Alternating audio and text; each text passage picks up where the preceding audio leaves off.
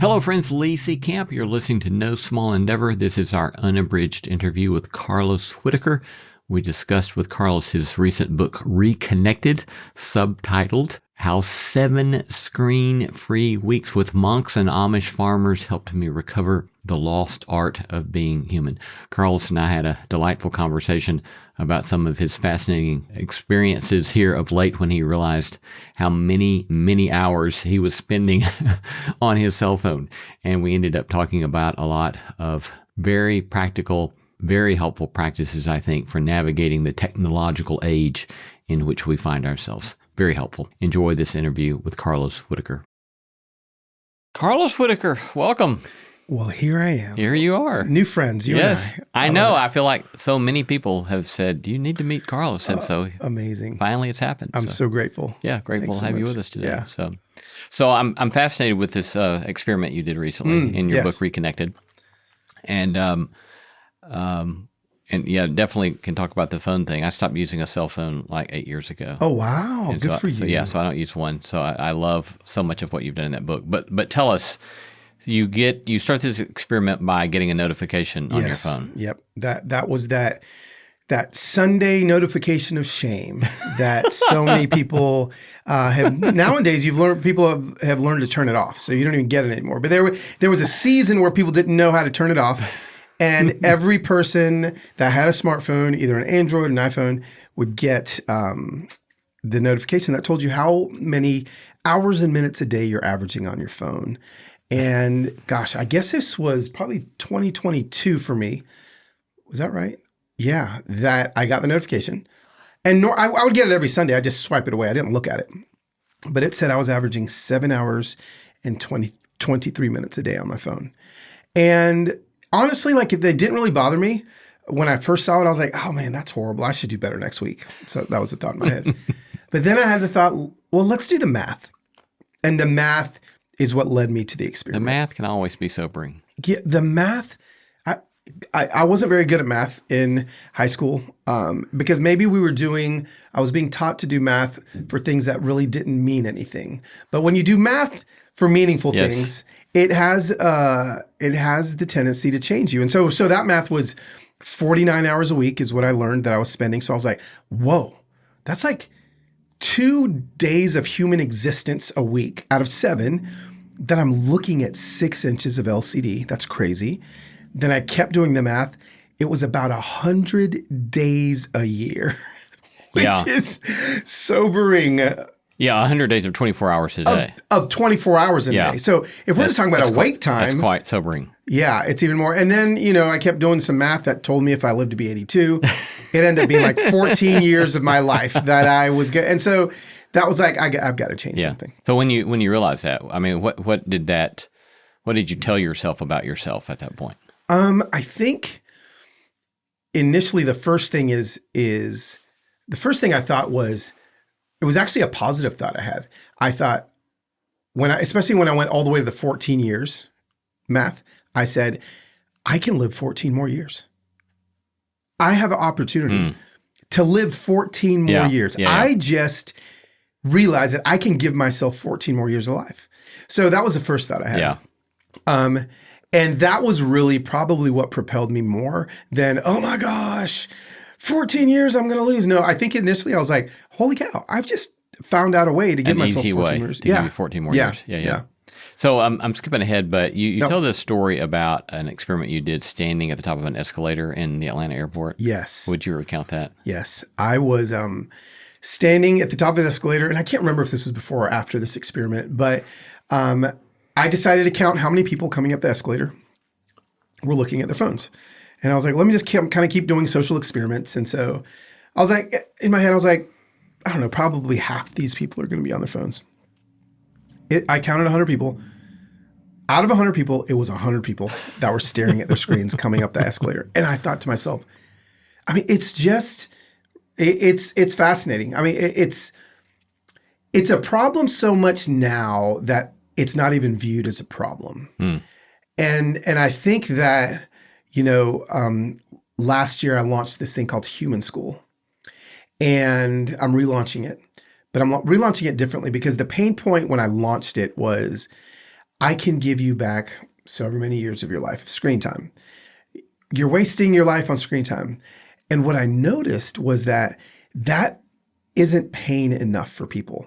People have actually become comfortable with, well, I mean, 7 hours, I mean, it is what it is. Mm-hmm. And so I'm like, like what is the shift now? Where do we need to go to help people with this? Because it still is a problem, but people have they've just succumbed to it. It is what it is. And so it's like, how can I continue to help people realize there's better ways? Yeah. Yeah. So, I'm a college professor, and I have taken to, on occasion, when I walk across campus, counting how many students I pass on the sidewalk that are walking down the sidewalk on their phone. Yeah. And it pretty consistently is 8 out of 10. Yeah. Not 10 out of 10, but 8 out of 10. But even the 8 out of 10 really distresses me. And, and these days, whenever I get to talk to the student body, I will kind of, that's kind of my soapbox. It is. Okay. I say, look, you've got all of these wonderful human beings around you who are wonderful, lovely human beings. Yeah. And just lean into paying attention. Yes. Pay attention. Yeah. So you realize this about yourself, and then you decide to undertake an experiment. I did. It was my wife's idea. It wasn't even mine. And initially it was going to be a 2-week experiment where I just don't get on a phone, and I was like going to go to a mountain, maybe in a cabin somewhere. And then the more I thought about that, the more I thought, I think I may go insane. I don't think the point of the experiment is for Carlos to go insane. So what I did instead was I ended up moving in with 21 Benedictine monks in the high desert of Southern California at St. Andrew's Abbey for 2 weeks. Lived the full-on Benedictine monk life, okay? Lived with them for 2 weeks. Then I flew to Holmes County, Ohio, and I moved on to an Amish sheep farm with an Amish family called the Millers, of course. There's about 5 names it could have been. They're the Millers. And learned to sheep farm and lived with them for 2 weeks. And then I moved back home here to Nashville with my family for 3 weeks. The whole time, no screens. So I decided I'm not going to look at a iPhone, an Apple Watch, a laptop, a TV, nothing. No screens at all. Yeah. I know a lot of people had done, I knew a lot of people at this point in my life had done like social media fasts and things. I was like, no. I want to know what would happen if I just don't consume from a screen. To make it a little bit scientific, it was not a scientific experiment at all. I was the only lab rat. So, no other subjects. But I went and got my brain scanned by Dr. Daniel Amen. And he did... Who's no slouch. No slouch, yeah. And so he did a SPECT scan on my brain, but then also, which I was even more excited about, did about 2 hours of cognitive testing with me before and after the experiment. And and so that was it. So I did 2 months of it, and whoa, was it transformative. So before we talk about things you learned during the experiment, let's fast forward to what happened with the brain scan and before and after, and what you learned. So my cerebellum, which again, these are words I never said until I met Dr. Amen. He said that, he studies a lot of traumatic brain injuries. He's seen a lot of brains. He said that he saw about 5 years of healing in my brain in 7 weeks. From 7 weeks of not looking at screens. So I don't necessarily, this is it scientific? I don't necessarily know what he meant by that. There is a episode, 2 episodes actually with me on his YouTube channel. He gets a little bit more into the science there. So if people want to know a little bit more about that, they can do that. But this was the kicker. My cognitive memory score. So the 2 hours of testing with my cognitive memory was very simple. I would sit in front of a computer. They would flash 20 black and white faces in front of me. I would wait 5 minutes. They'd flash 40, and I'd have to hit a space bar when I recognize one of the faces and try to see numbers and letters. I'd have to remember sequences in a row. I went from the 50th percentile of memory of men in America to the 99th percentile of memory for men in America. Yeah, that's remarkable. It's pretty remarkable. Yeah. So. So, you fly to California. I do. What's this like showing up at the Benedictine monastery?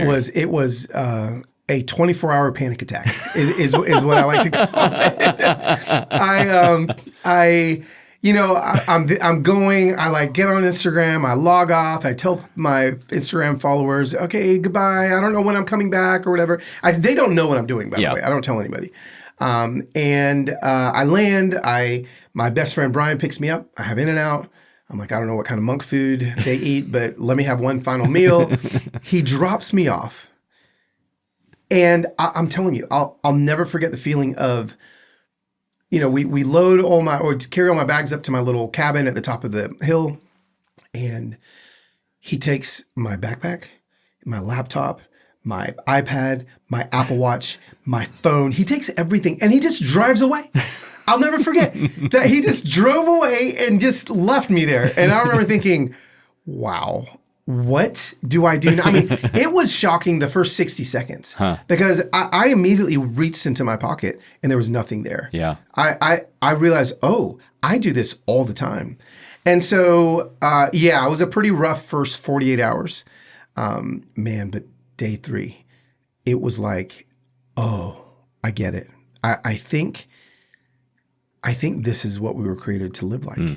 It was pretty beautiful. Yeah. What happened in day 3 that caught your attention that way? Well, the first 2 days was legitimately, no exaggeration. I was having like heart palpitations.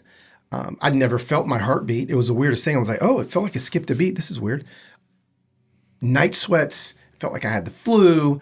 And Dr. Amen said, no, your brain was literally realigning and adjusting. And he's like, it'd be maybe a stretch to call it a detox, but it kind of maybe was a detox because we don't know what the input was. And then day 3, I woke up and it felt like an elephant stepped off my chest. That's the only way I can describe it. I could breathe fully. I suddenly loved the rhythm of the monks. Everything was slow, 3 miles an hour. I started noticing things because I no longer was trying to get it. I guess it was 2 days later, it stopped being an experiment about a phone and started being an experiment about being human. And oh my gosh, everything tasted better. I mean, if you haven't eaten a meal without looking at your phone, you are robbing yourself of the full flavor of everything you're eating. The silence was loud. The meals were flavorful. The colors were bright. It was so good. I'm literally, as I'm talking right now, I'm like, I want to go back. It was what we were created to be. It was pretty powerful. So what's just like your initial conversations with, I think his name was Father Patrick. What's those initial encounters with? What did they make of what you were up to? Yeah, they were definitely inquisitive. They didn't know, because they host retreats there. So they host like 2 and 3 day retreats. But they were like, nobody has ever stayed here this long. And what I think what was a little surprising was I was trying to go somewhere where there were no phones. Little did I know that monks have phones. And so that was a little shocking. Father Patrick pulls out a phone in his pocket. Well, hold on, let me see what room you're in. Whoa, you're looking at a phone to find this? Don't show it to me. Monks have phones? I was going away from this.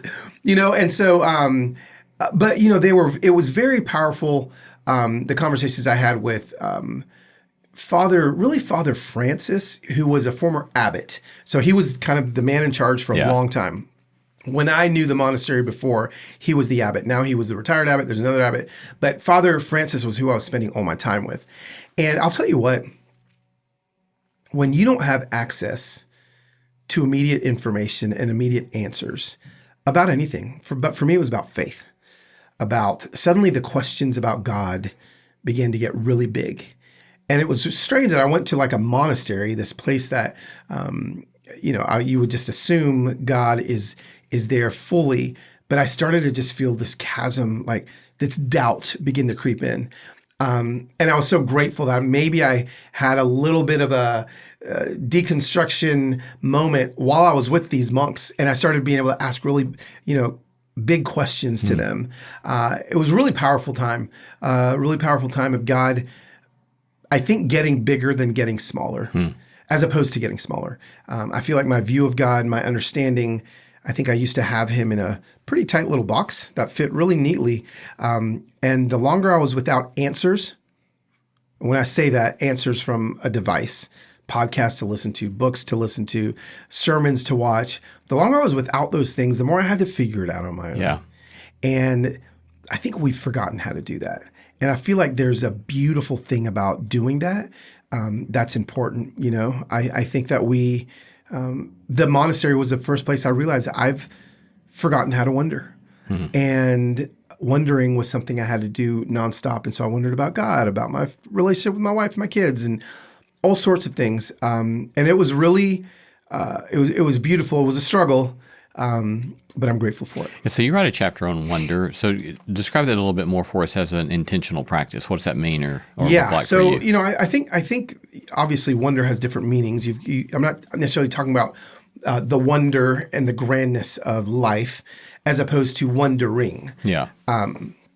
We're literally the first generations of humans to walk the face of the earth that are able to not wonder about anything anymore. It's even not even accessible anymore, when we have these screens. So we're having a conversation, say we go to lunch, and you say the words, "I wonder," and then you would say something after that. Well, immediately what most people would do now is grab their phones.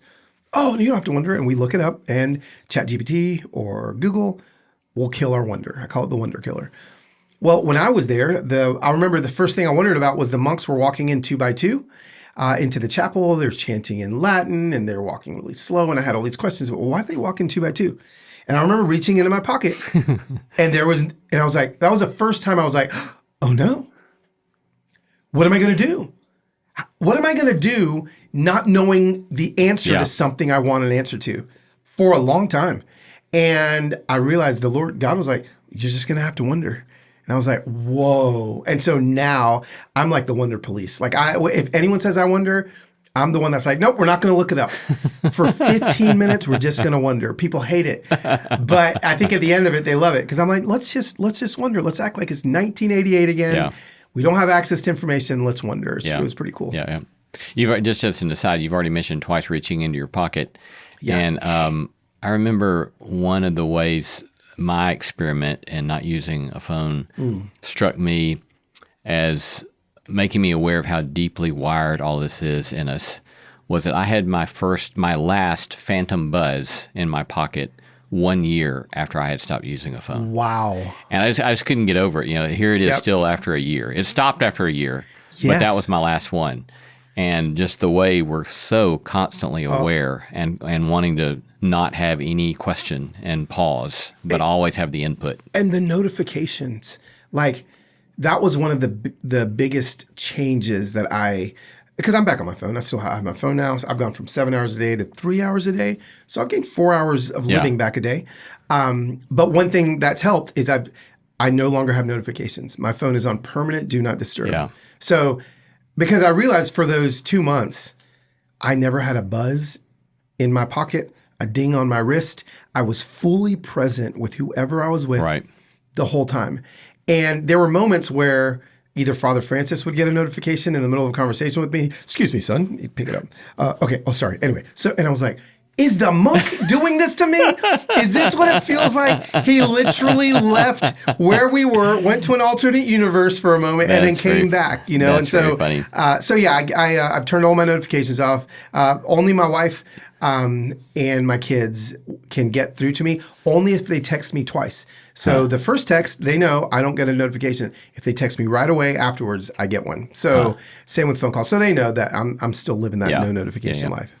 So, related to wondering there, you also talk about noticing and savoring. So unpack those for us.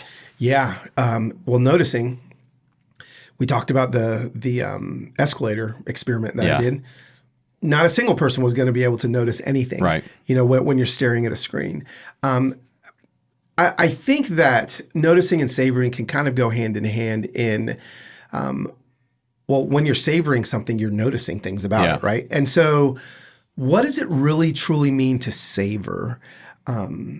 We can get used to things and no longer savor them. And I use an example a lot where, if you're walking, I was walking with my wife once I think we were in France, and there was like a store with croissants. And they were baking croissants in there. And I remember we were getting close to the store, and we both were like, do you smell that? Oh my gosh, it smells amazing. And so we walked in, and it smelled so good. So then we got the croissant, and we got a coffee, and we were sitting there, and we were talking for like 15 minutes. And all of a sudden I realized I can't smell it anymore. The smell is gone. So do you know what I did? I said, in order to smell it again, I'm going to have to leave. So I walked out, I don't know, half a block down, came back and I could smell it again. And so I think savoring is something that we have to practice and be intentional with, because we can get used to things that are wonderful. And so one of the things I do, again, to savor things, just my morning cup of coffee. I've made a decision ever since this experiment that I no longer take a coffee to go. I always drink my coffee out of a ceramic mug wherever I'm at, because what that's going to do is it's going to force me, if it's a ceramic mug, I'm going to spill it in the car if I try to take it. It's going to force me. It's only going to be 4 minutes of sitting still. If we don't have 4 minutes to savor your cup of coffee first thing in the morning, then I think we're moving too fast. Yeah. So those are things that I try to implement into my day to allow me to savor things, to allow me to notice things. And again, the less we are gazing down at our screens, the more we're gazing up. There was a moment when at the monastery where I found a hummingbird that I never would have seen, a little baby hummingbird. I never would have seen this hummingbird had I been on my phone, but I saw this hummingbird and I nursed it for 3 days, tried to bring it back to life, and watched the mom finally came down and get it. This wonderful time with this little baby hummingbird. It was like my own Netflix show, and that never would have happened had I been on a screen. I wouldn't have been able to notice it. So again, noticing is falling by the wayside. Savoring again, and you can also, I tell people that you can also savor things before and after something happens. So remembering good times, I think all of these things are we're missing out on because we're forgetting how intentionally savoring things is so good for us. Yeah. That reminds me of years ago. This was before the prevalence of smartphones. But I remember one day walking across campus and seeing one of my favorite students, but he had earbuds in and was listening to something, on those days would have been, what did they call the devices that they used to? The Walkman? It may have been later than the Walkman. What was the Apple thing that you could listen to? iPod. I think he had an iPod. Yes. Yeah, with earbuds. That's so fun. And so he was walking across campus, and it was this beautiful spring day, and all the cherry trees were just in bloom, and it was just a gorgeous day. But he had the earpods in. Yeah. And so I stopped him and said hello, and I said, "Have you seen all that you're walking through?" And he said, "What are you talking about?" And I said, "Just look." And he looked around and he said, "Oh my goodness, this is beautiful." Yeah, totally. And that's the way I feel like so much of the multiplicity of distractions that come at us. We just miss life, right? Oh, we do. And we don't see it. And one definition, there's all sorts of fascinating research, obviously, that I'm sure you've read some of that, on savoring, the neuroscience and social science on savoring. But one definition I've heard of it is when you pause a moment to observe yourself experiencing. Absolutely. And I find that a helpful kind of definition. And so many things can happen when I simply savor. And the creation of memories that I would not have otherwise, that you alluded to, right?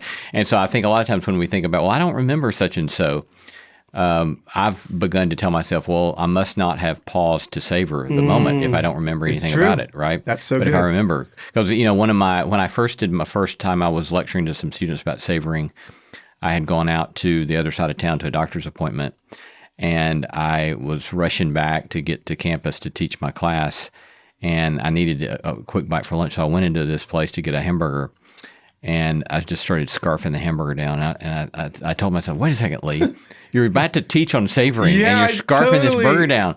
But even now, as I recount this, right, I'm right there. I know what it tasted like. I know what kind of burger it was. Yep. And I know where I was sitting when I ate that hamburger. Yes. But without some sort of savoring, we lose not only the current experience, right, but the pleasing memories. Memories. I love that. Yeah, afterwards. It's so true. I mean, if you think about it, we're the only quote unquote animals that do savor. I mean, if I were to stick a honey baked ham in front of my Bernese Mountain Dog, there would be no savoring involved. He would devour it, right? And so it's like, he doesn't even have that part of his brain there, but we literally can savor things so slowly, I think it's important. Yes. It's important. Yeah.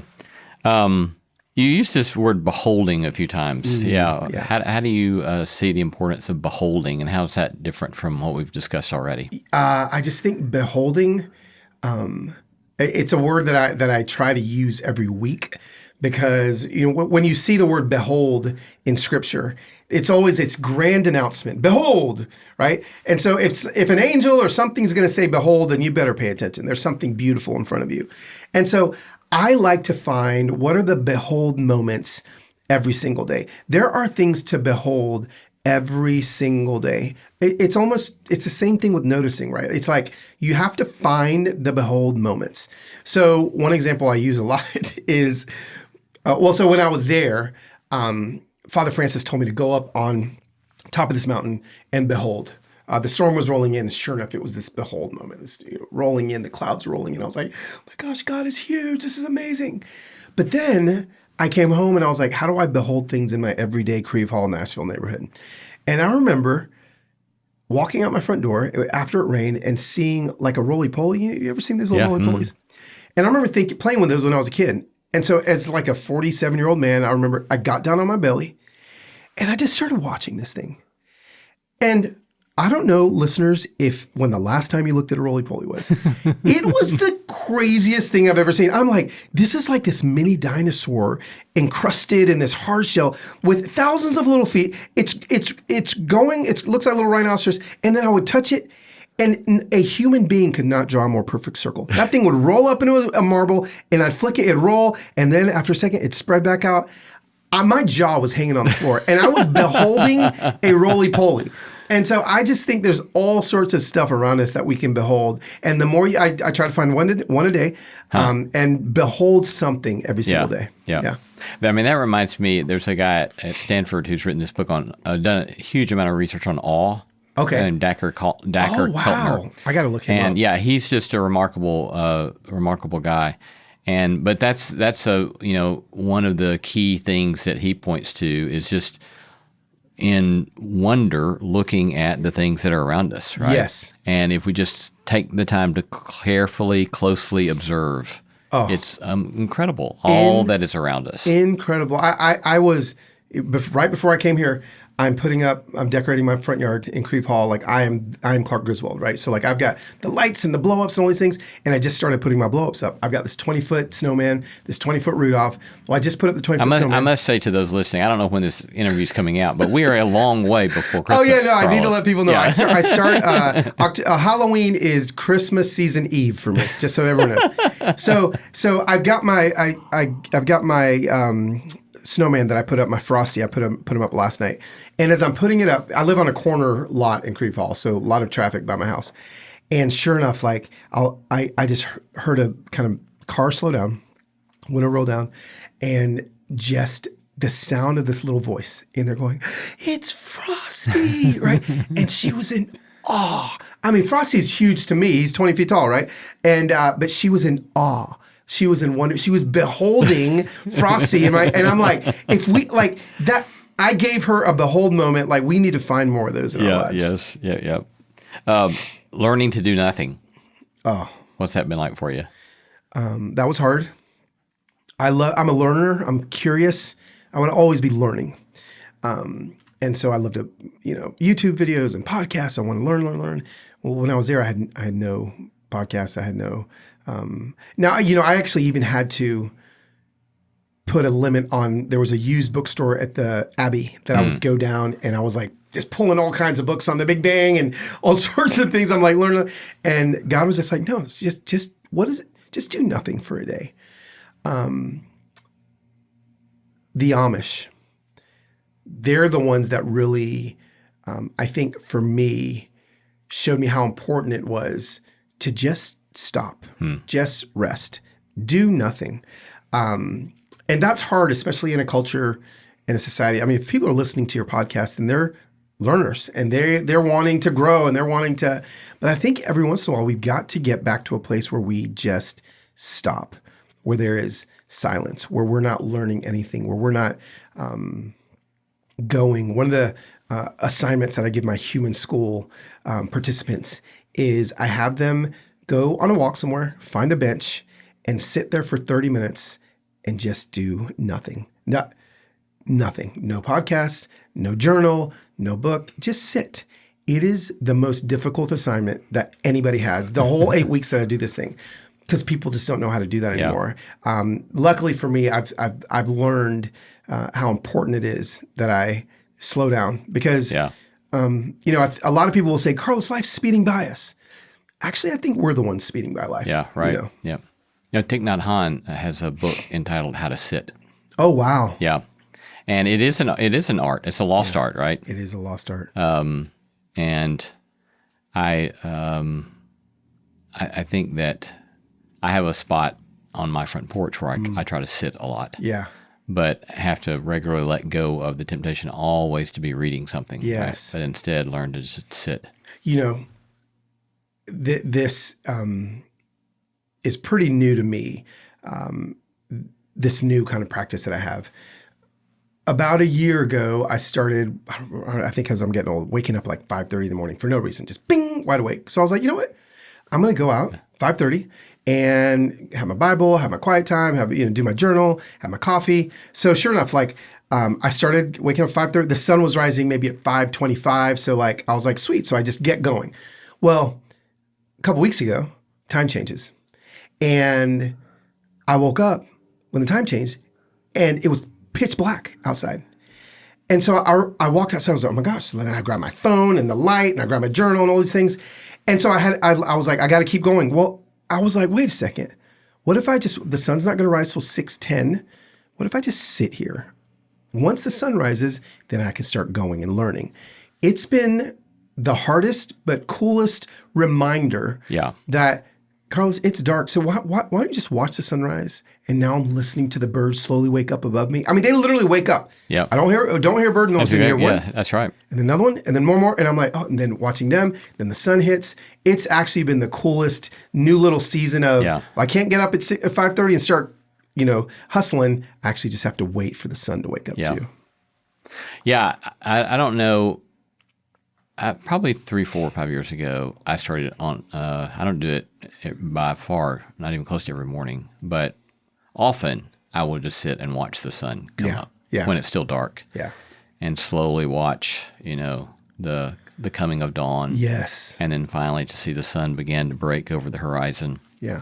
And there's something deeply grounding and, as you put it, being human about that. Mm-hmm. So absolutely. Yeah. So you're there 2 weeks, and then you you fly to Ohio. Yes. I mean, I need everyone to remember I didn't have a phone, so I had to fly to Ohio without a phone. I don't know the last time anyone here, well, maybe not you, but anyone else has traveled anywhere without a phone. I had to go with my ID to the front desk and get a paper boarding pass from the lady at the front counter, and then there's screens everywhere. There's screens on the urinal in the airport. There's screens on the seats behind, so I'm trying to avoid these screens. But then I land in Cleveland, Ohio. My friends Leanne and Daryl pick me up and then drive me to Mount Hope, Ohio, the center of the largest Amish community in America in Holmes County, Ohio. Move in with Willis, the sheep farmer.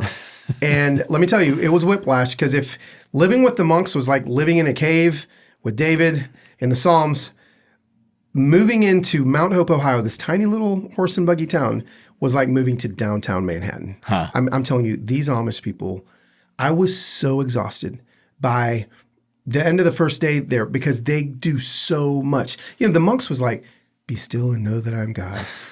3 miles an hour, just sit. And the Amish, on the other hand, it was go. It was like sun up, we go. We're farming, we're shearing sheep, we're going to the horse auction, we're going here, going there, talking. Meals are 2 hours long. Brrr.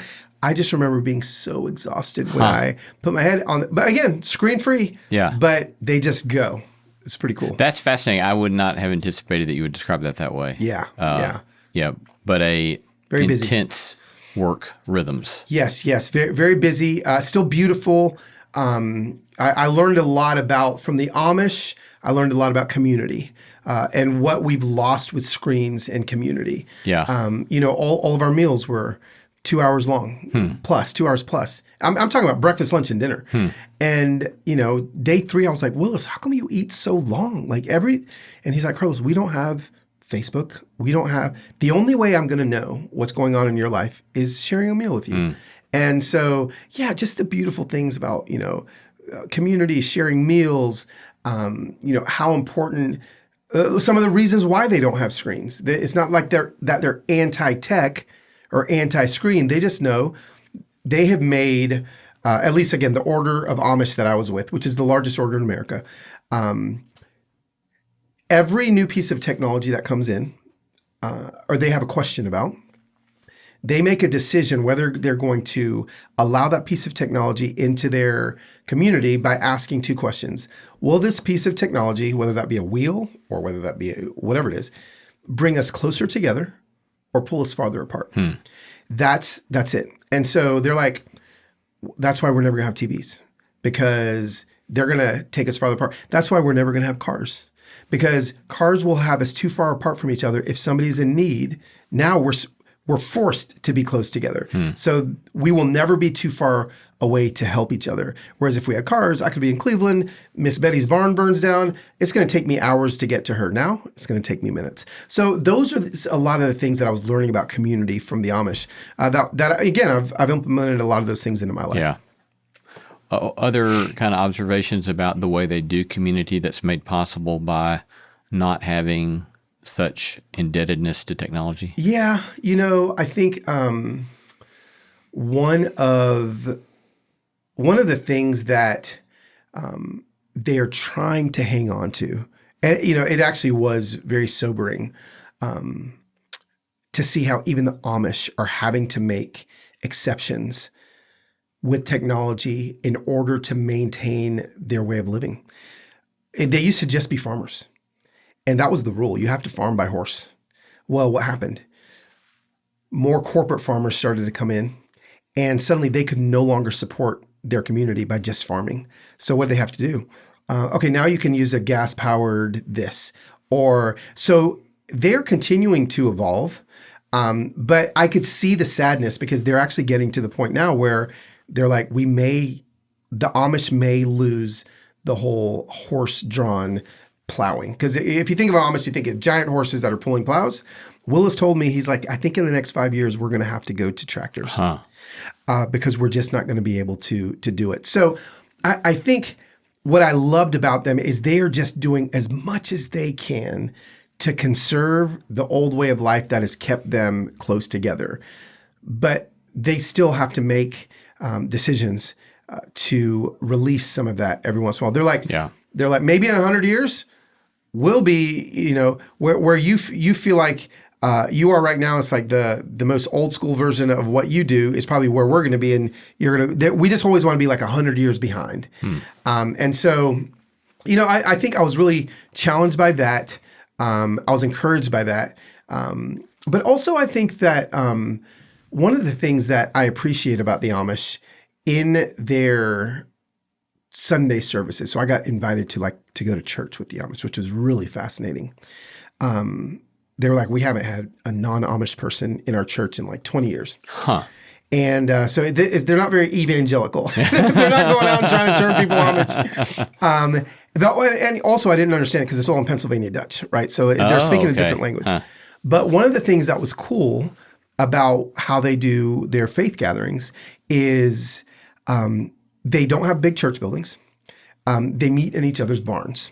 So every Sunday they have a pew and a hymnal buggy that gets pulled by a horse to the next person's barn that they're going to meet in. And then all of those pews get set up in the barn, and then all the hymnals get set out, and then everyone kind of goes from house to house.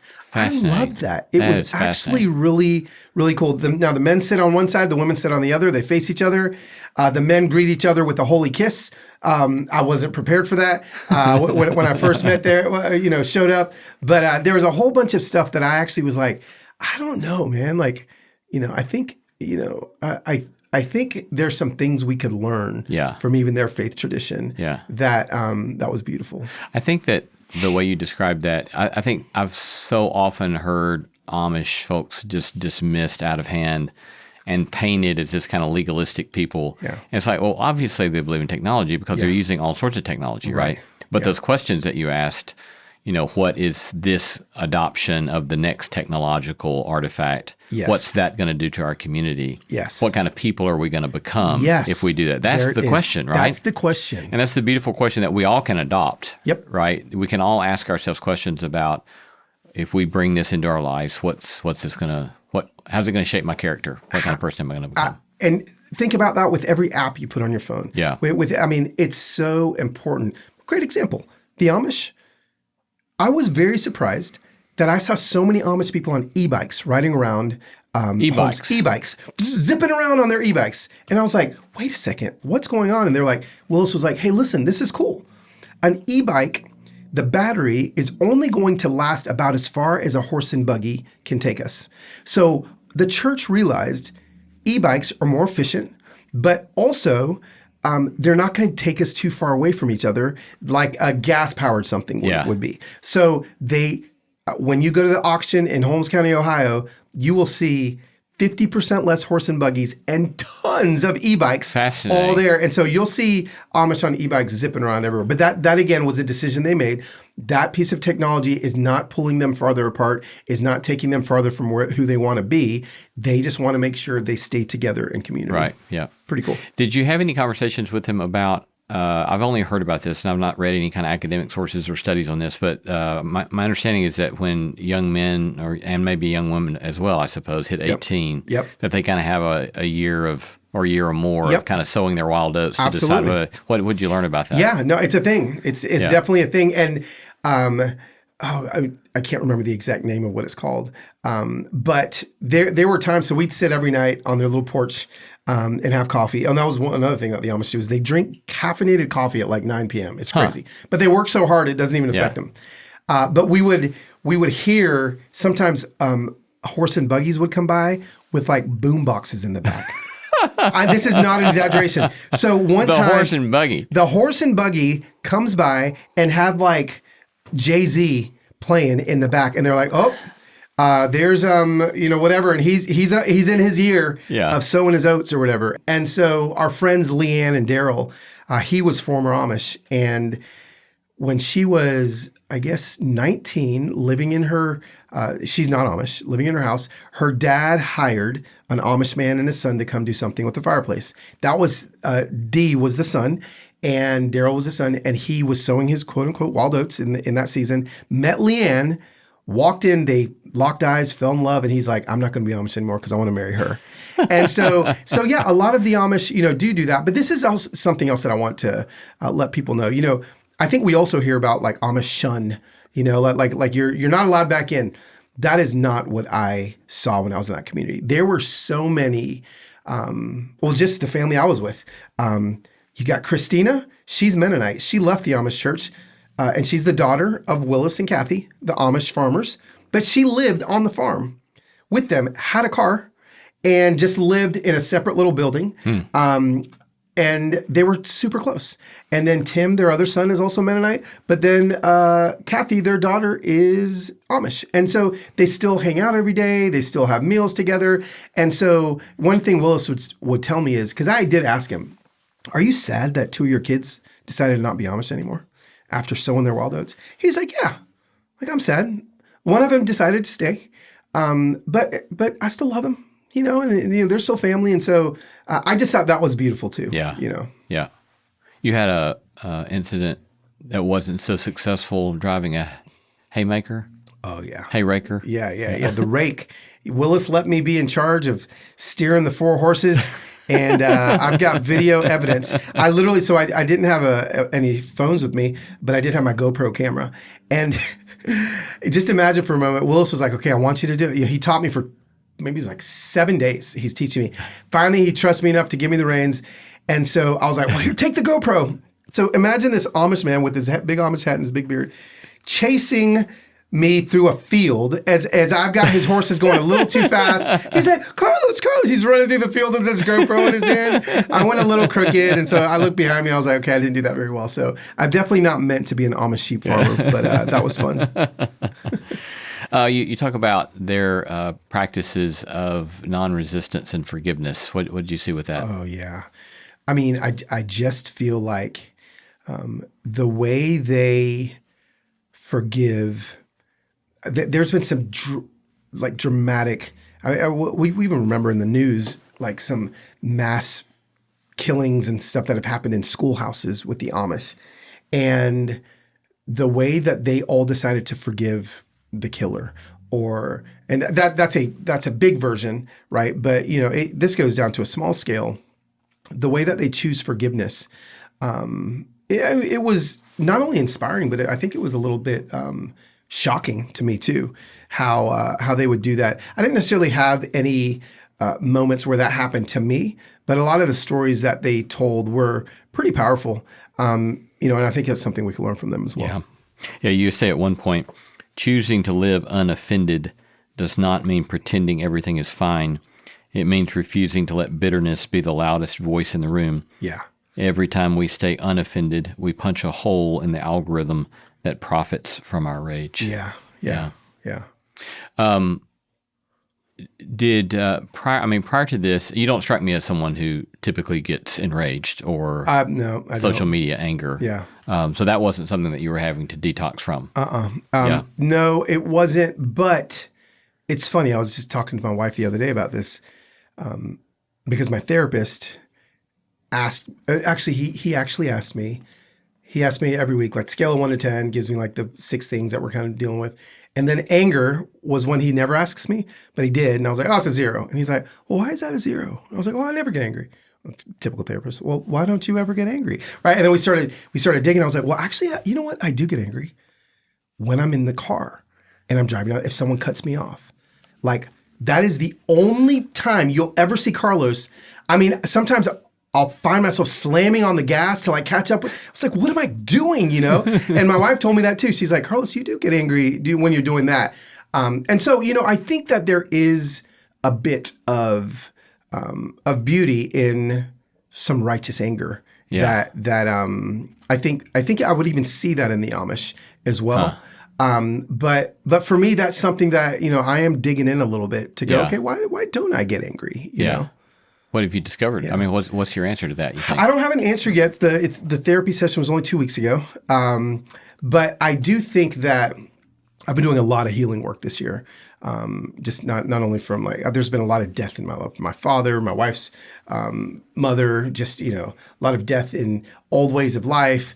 And I think that there has been so much that has been linked back to little Carlos, little 5-year-old Carlos. Just a lot of the healing that's happened, I would say almost all the healing that's happened in my life was brought back to a moment where I wasn't allowed to be angry when I was a little kid. And so I just stopped. It was like shutting off the volume pedal on a guitar back in 1979.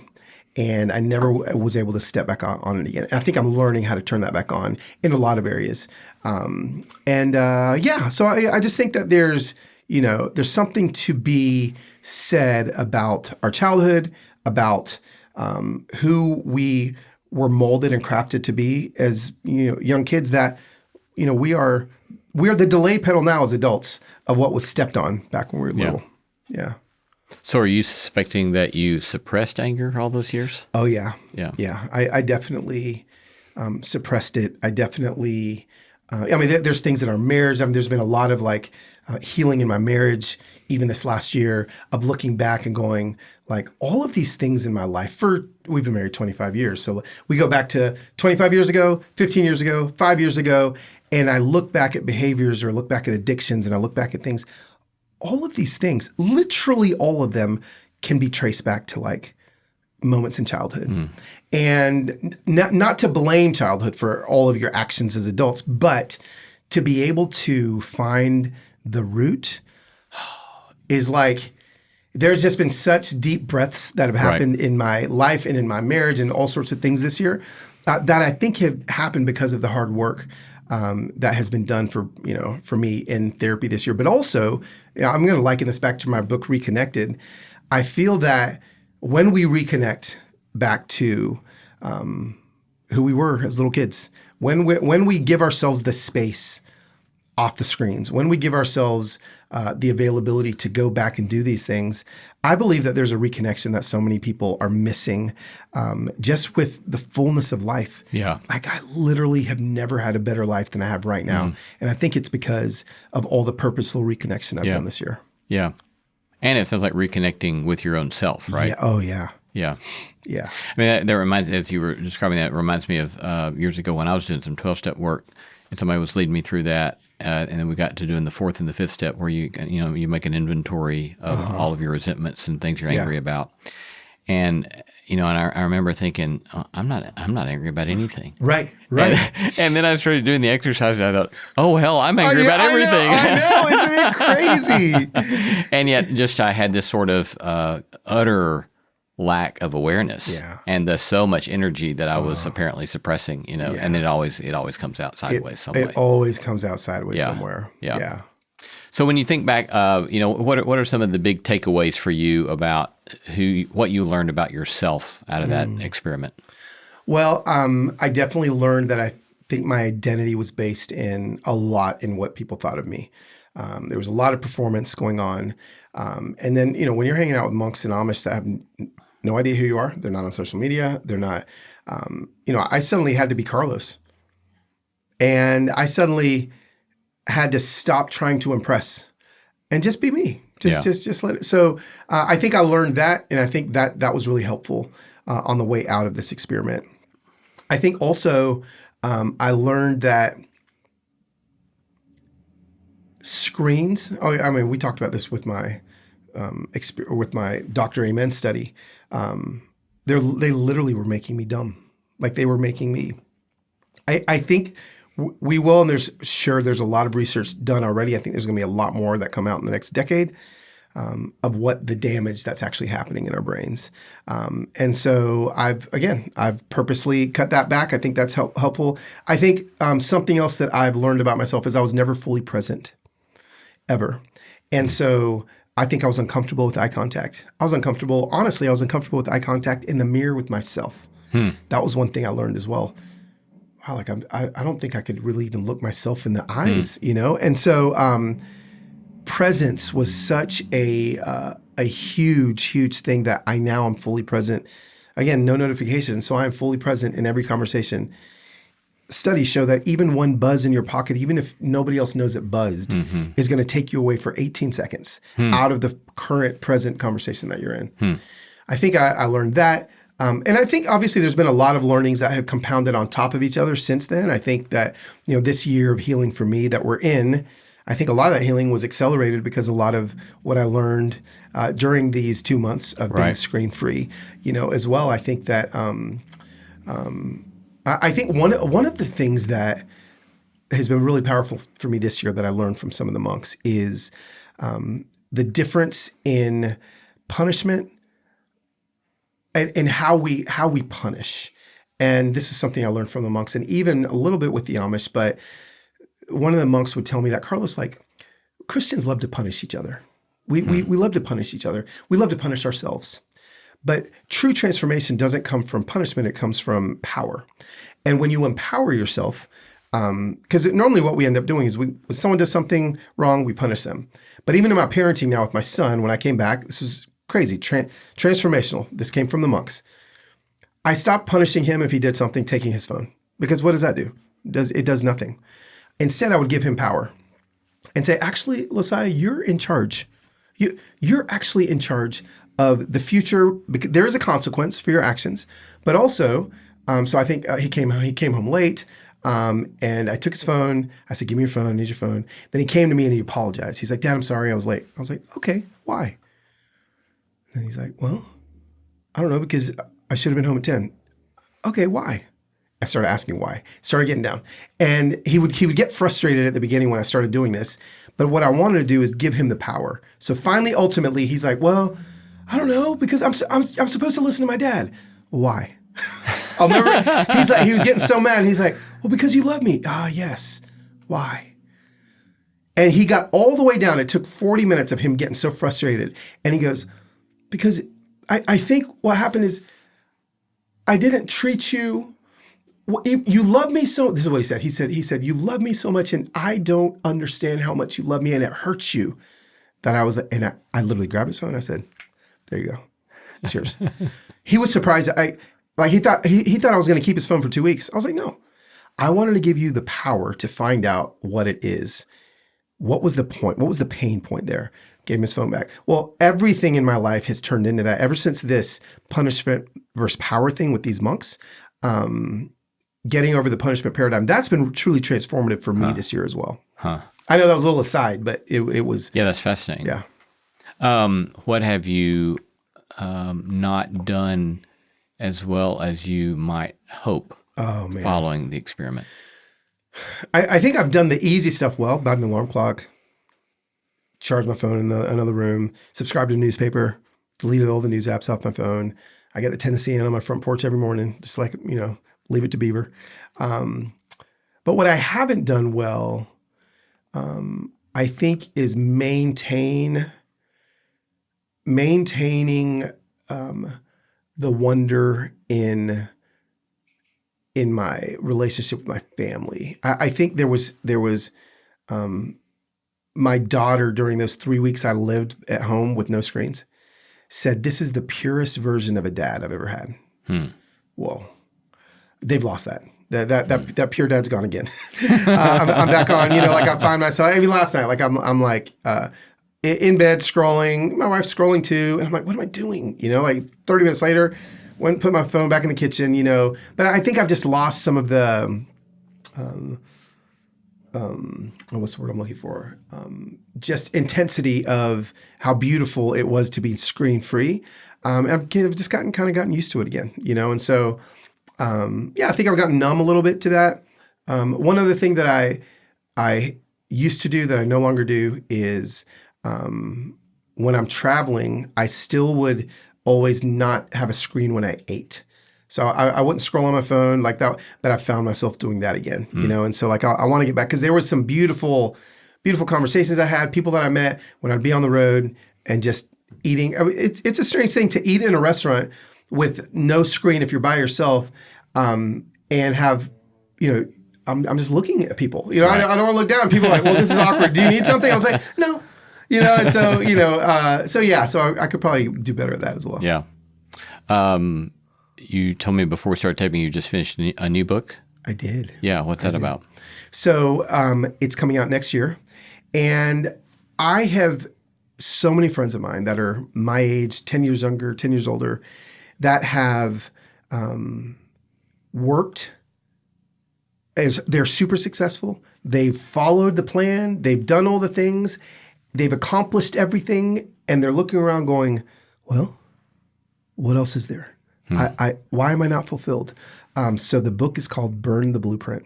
And I'm helping people trade blueprint living for a compass. And build a compass instead, finding true north. And so I just think that we're a society that post-World War II, suburbs, white picket fence, 2 kids, dog, all these things, and it just isn't fulfilling. Yeah. And so helping people build a compass. Yeah. So those 3 books, your first book, Being Human, second book on reconnecting as a human, and then this new book on finding a compass for what it means to live a human life. Yeah. I mean, those are obviously all big picture, perennial existential questions about what does it mean to be a human, right? And what kind of life is a life worth living? What I'm curious about is why your particular life has led you to asking all of those kinds of questions. Well, that's a good question. Like, what is it about it? I've always lived in this space of knowing that my dad used to always say, Carlitos, gaze at God and glance at life. That's what he would say. Gaze at God and glance at life. And I think I lived in this space of gazing at life forever and just glancing up. So I would gaze down and glance up. And he was like, no, you got it wrong. Gaze up and glance down. When I started to implement that in my life, I realized how truly magical this life is that we get to live. And I just wasted far too many years just, I don't know, man, numb and just kind of going from one year to the next, to the next, to the next. And I'm like, no, like we were created for so much purpose and so much good. Everybody, every single person. I was in South Africa last week. with heroin addicts on the street that were literally being given needles so that they didn't get HIV, and it was this crazy harm reduction program. And I looked at this addict on the street, and he looked at me, and we're having this moment, and I'm looking at him now. He's tearing up. I was like, why are you crying? He said, because you're looking at me. You see me. And suddenly, like, he had purpose. Like he had a purpose in this conversation with me. I just want everybody to feel the fullness of the purpose of life. I mean, we all have this incredible moment. If you're listening to this podcast, you have breath in your lungs, you can experience something grand today. May it be a rollie-pollie on the sidewalk. May it be a thunderhead, showing up in the distance. May it be a conversation of reconciliation with somebody that you've been bitter with for a long time. There's all these beautiful moments in front of us. And I feel like God's put it inside of me to help people find those things. Yeah. So however I can help.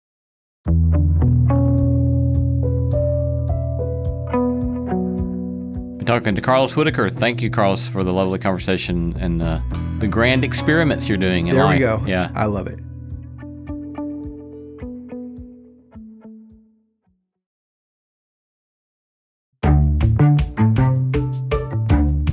Our thanks to all the stellar team that makes this show possible. Christy Bragg, Jacob Lewis, Carriet Harmon, Jason Cheesley, Sophie Byard, Kate Hayes, Mary Evelyn Brown, and Audrey Griffith.